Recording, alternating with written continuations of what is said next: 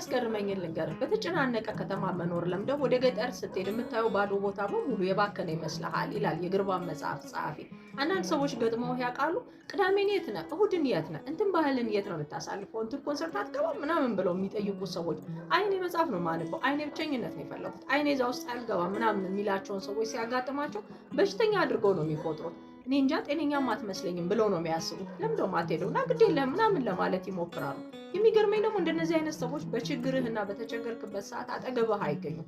ዓለም ለራሷ ሆነልኝ እንጂ ሆነብኝን የምታውቃት መስለው። ሆነልኝ ስትል አጠገብህ በጣም ብዙ ሰዎች ይገኛሉ። ሆነብኝ ስትል ግን አጠገብህ የሚገኙ በጣም ጥቂት ሰዎች ናቸውና ሁሌ ዝምታን የሚመርጡ ሰዎች ወይም በሆነ ነገር ውስጥ ማሳለፍ የሚፈልጉ ሰዎች ታመው ወይ በሽተኛ ሆነው አይደለም። ወይም ደግሞ ሁሉም መድኃኒት እንደ ዘራ በጩኸት አይታጀብም እላለሁ። እንደዛ ይሰማኛል። ቲክቶክ መቼ ነው የጀመርከው?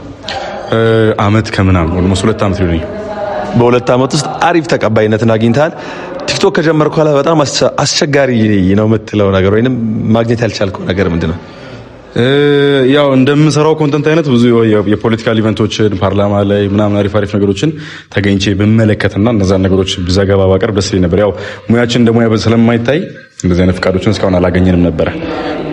ኦኬ ዛሬ ሸራተን ነው የምንገኘው። የማህበራዊ ሚዲያ ተጽዕኖ ፈጣሪዎች ማህበር ዛሬ ኦፊሻሊ ሰርቲፊኬት ተቀብሎ እሱን ጋዜጣዊ መግለጫ ልንሰጥ ነው የመጣ ነው። በዚህ ላይ ምን ነገር ላንተ ጥሩ እድል ይዞ የመጣ ይመስላል? አሁን እንደተናገርኩት እንደዚህ አይነት ትልልቅ ሜጀር ኢቨንቶች ላይ ለመገኘት በምንፈልግበት ሰዓት ላይ ክልከላዎች እንዳይኖሩ ያግዘናል።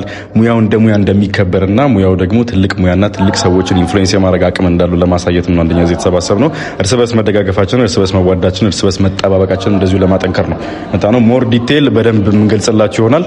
ተከታተሉ።